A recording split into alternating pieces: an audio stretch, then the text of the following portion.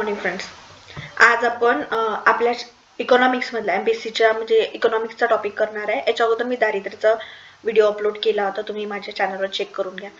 आता आपण हा महागाईचा टॉपिक करणार आहे. ह्या महागाईच्या टॉपिकवर ना एमपीएससीच्या राज्यसेवेमध्ये ग्रुप बी ग्रुप सी सगळ्या याच्यावर क्वेश्चन असतात.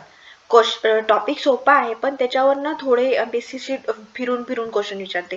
आपण नेक्स्ट पार्टमध्ये याचे क्वेश्चन डिस्कस करू. पहिले आपण हा टॉपिक समजून घेऊ आणि मी ट्राय करते की जेवढा व्हिडिओ छोटा ठेवता येईल तेवढा, कारण की रिवाईज करायला खूप जास्त होते. खूप जास्त भारूड रिवाईज नाही करता येत, पण आपल्याला रिव्हिजन करायची आहे. कारण की रिव्हिजन केल्याशिवाय गोष्टी नव्यानं आठवत नाहीत आणि आठवतही नाही आणि एक्झाममध्ये आपल्याला ते करेक्टही करता येत नाही. त्याच्यामुळे छोटा छोटा व्हिडिओ ठेवायचा जेणेकरून तुम्हाला सोयीचं होईल. ठीक आहे. नेक्स्ट आपली स्लाइड. महागाई. महागाई म्हणजे एक्झॅक्टली काय होतं, ज्याच्या मागणी आणि समतोल म्हणजे मागणी आणि पुरवठा याच्यामधला जेव्हा समतोल संपते ना तेव्हा महागाई येते. म्हणजे आता पहा, हे मी तुम्हाला सांगते, ही लाडकी बहीण आहे. आता ह्या लाडकी बहीण जवळ आता लाडक्या बहीणचे पैसे येऊन राहिले, तर मग काय होऊन तिची मागणी वाढली. आता प्रत्येक जण बँकेत आहे, प्रत्येकाला पैसे भेटून राहिले, तर मग काय करतील, ह्याच बायका बाहेर जाऊन ह्याच लाडक्या बहिणी बाहेर जाऊन मार्केटमध्ये खरेदी करतील.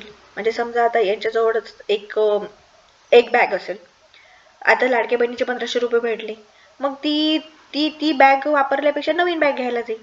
मग तुम्ही समजू शकता की जिथे एक बाई एक बॅग घ्यायला जायची, तिथे आता खूप साऱ्या बायका बॅग घ्यायला येतील.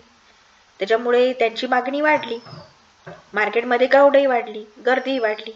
आणि मग पण मार्केटमध्ये तर सध्या गोष्टी तेवढ्याच आहे ना, म्हणजे बॅग तशी एकदम चुटकी बजाती तयार होत नाही, तिला काही ना काही वेळ लागते, कारखान्यातून तयार होते, मग बाकीच्या गोष्टी मजूर त्याच्यावर काम करतात, कच्चा मालावर प्रोसेस होते, पॅकेजिंग होते, मार्केटिंग होते, मग कुठे जाऊन ती मार्केटमध्ये येते, मग कुठे जाऊन आपण तिला खरेदी होऊन घरी आणतो.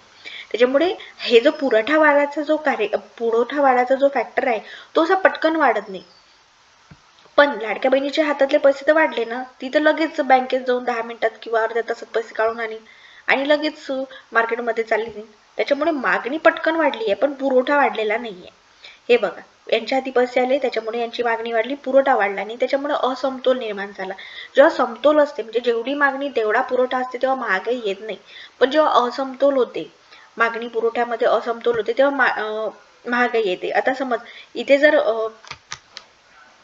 मागणी वाढली, म्हणजे फक्त मागणी वाढली, म्हणजे यांच्या हाती पैसे आले, लाडक्या बहिणीच्या हाती ह्या मार्केटमध्ये गेला, यांनी मागणी केली, तर काय होईल, मागणी वाढेल, पुरवठा तेवढाच राहील, त्याच्यामुळे महागाई वाढेल. सिंपल लॉजिक आहे. ज्या गोष्टींचा तुटवडा असतो त्या आणि ज्या गोष्टी कमी प्रमाणात असतात त्यांची प्राइस वाढते ना. आपण बघतो सोन्याची प्राइस वाढते किंवा ऑइलची प्राइस वाढते, कारण की त्या कमी प्रमाणात आहे मार्केटमध्ये, त्याच्यामुळे महागाई येते. पण जेव्हा पुरवठा वाढतो आणि मागणी कमी होते तेव्हा मंदी येते. म्हणजे काय होते, खूप साऱ्या मार्केटमध्ये गोष्टी आहेत, मार्केट पूर्ण भरलेलं आहे, सजलेलं आहे, पण कस्टमरच नाही आहे. मग काय होईल, मग आपण म्हणतो ना ग्लोबल रिसेशन आलं, मंदी आली, डिप्रेशन आलं. मग हे सगळं कशामुळे होते, हे त्याचा निगेटिव्ह इम्पॅक्ट आहे. म्हणजे मागणीच्या अपोजिटमध्ये डिप्रेशन, ह्या सगळ्या गोष्टी, डिसइन्फ्लेशन वगैरे ह्या सगळ्या गोष्टी म्हणजे महागाई आणि त्याच्या मध्ये मंदी.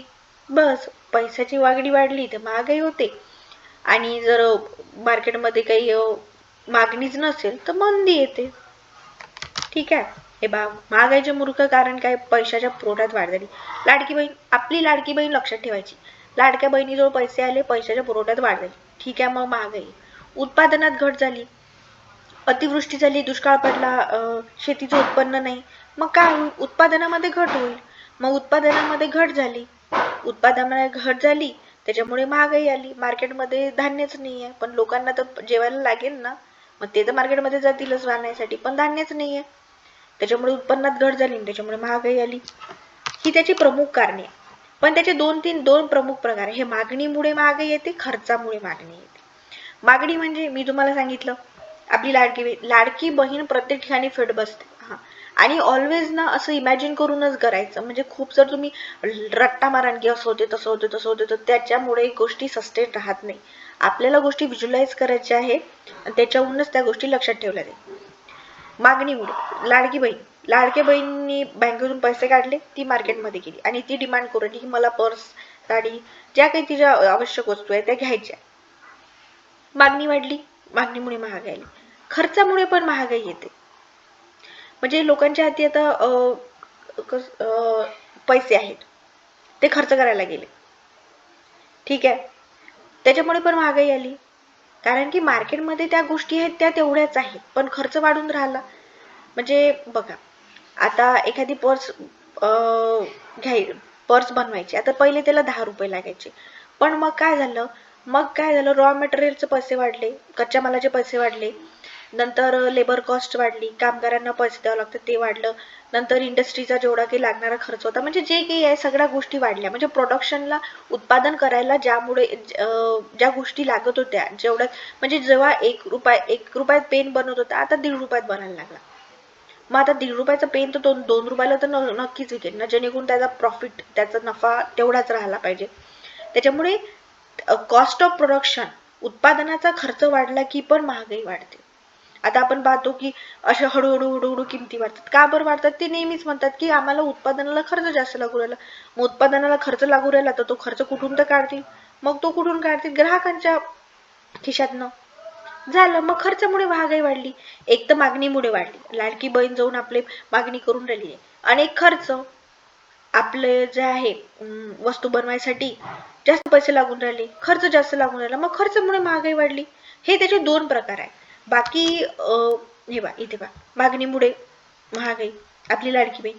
मी ह्या पीपीटी जाणून बुजून फोटोज वगैरे भरले आहेत, जेणेकरून तुम्हाला त्या गोष्टी रिटेन राहतील.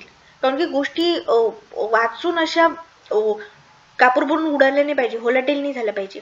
त्या गोष्टी सस्टेन राहायला पाहिजे आपल्या डोक्यामध्ये. म्हणजे कुठेही आपण जेव्हा पेपर सॉल्व्ह करू, ते आपल्याला लागलं पाहिजे, क्लिक झालं पाहिजे की हा असं असं म्हटलं होतं, असे जे लाडकी बहीणचा फोटो दाखवला होता.